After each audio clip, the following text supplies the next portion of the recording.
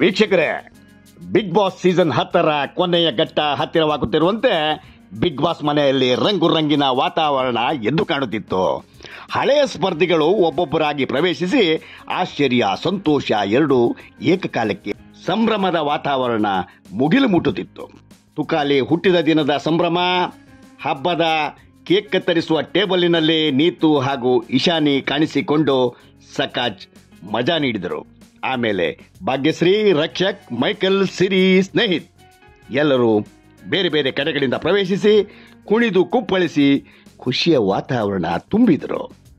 Michael, Ishani, Neetu, Rakshak, Snehith ವಿನಯ್ಗೆ ಒಟ್ಟಿಗೆ ಸ್ನೇಹದಿಂದ ಚರ್ಚೆ ಮಾಡಿ ಸಲಹೆ ಕೊಡುತ್ತಿದ್ದರು. ಸಿರಿ, ಕಾರ್ತಿಕ್ ಒಟ್ಟಿಗೆ ವಾಕಿಂಗ್ ಮಾಡಿ ಸಲಹೆ ನೀಡಿದರು. ಎಲ್ಲರೊಂದಿಗೆ ಹಗ್ ಮಾಡಿದ ಸ್ನೇಹಿತ್ ಯಾಕೋ ಸುಂದರಿ ನಮ್ರತಾಗೆ ದೂರದಿಂದಲೇ ಕೈ ಮುಗಿದು ನಮಸ್ಕರಿಸಿದ್ದು ಎಲ್ಲರಿಗೂ ಆಶ್ಚರ್ಯ ಹುಬ್ಬೇರಿಸುವಂತಿತ್ತು. ಪ್ರೇಮವೆಂಬುದು ಮರಳು ಗಾಡಿನ ಮರೀಚಿಕೆ ಎಂಬಂತಿತ್ತು ಸ್ನೇಹಿತರ ನಡೆ.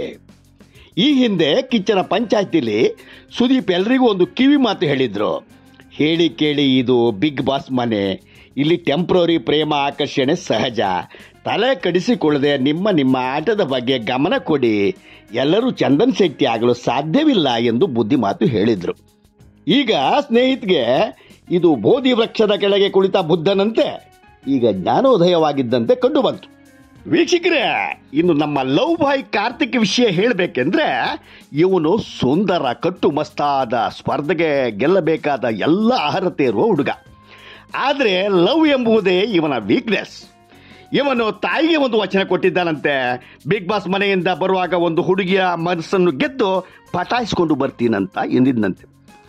ಲಕ್ಷಾಂತರ ಸುಂದರ ಹುಡುಗಿಯರು ಇರುವ ಹೊರ ಜಗತ್ತಿನಲ್ಲಿ ಹುಡುಕೋದು ಬಿಟ್ಟು ಯಾಕೆ ಟೆಂಪ್ರರಿ ಇರುವ ಬಿಗ್ ಬಾಸ್ ಮನೆಯಲ್ಲಿ ಮದುವೆ ಹುಡುಗಿನ ಹುಡುಕ್ತಾ ಇರುವ ಕೆಲಸ ವ್ಯರ್ಥ ಪ್ರಯತ್ನ ಎಂದು ಅವನ ಅಭಿಮಾನಿಗಳ ಆತಂಕ. ಮಿತ್ರರೇ, ಕಾರ್ತಿಕ್ದು ಸಂಗೀತ ಬಗೆಗಿನ ಪ್ರೇಮ ಪುರಾಣದ ಕಟ್ಟೆ ಇಟ್ಟದ್ದು ಬರೀ ಗೂಡು ಕಟ್ಟಿ ಮೊಟ್ಟೆ, ತನಿಷಾ ಬಗೆಗಿನ ಪ್ರೀತಿ ಬರೀ ಗುಟ್ಟೆ. ಹಾಗಾದ್ರೆ ನಮ್ರತಾ ಕೊನೆಗೂ ಕೈ ಕೊಟ್ಟ ಚಿಟ್ಟೆ.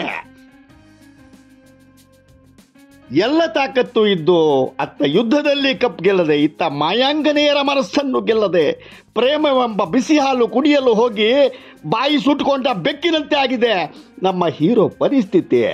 ನಿಂಗಿದ್ದೊಬ್ಬೆ ಕಿತ್ತ ಮಗನೇ, ವಾಪಸ್ಸು ಹೊಂಟೋಗೋ ಶಿವನೇ ಎಂದು ಇವನ ಅಭಿಮಾನಿಗಳು ಆಪ್ತರು ಮಾತಾಡಿಕೊಳ್ತಾ ಇದ್ದಾರೆ ಮಿತ್ರರೇ.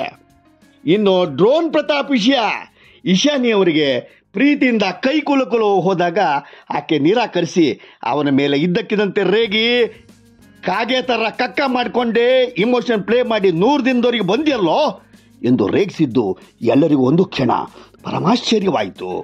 ಸಂಗೀತ ಒಟ್ಟಿಗೆ ಮಾತನಾಡುವಾಗಲೂ ಪ್ರತಾಪ್ನನ್ನು ದೂರ ಇಡು ಎಂದು ಎಚ್ಚರಿಸಿದರು. ಹಾಗಾದರೆ ಇಶಾನಿ ಪ್ರತಾಪ್ ಬಗೆಗೆ ಬೆಂಕಿ ಕಾರುತ್ತಿರುವುದಾದರೂ ಯಾಕೆ?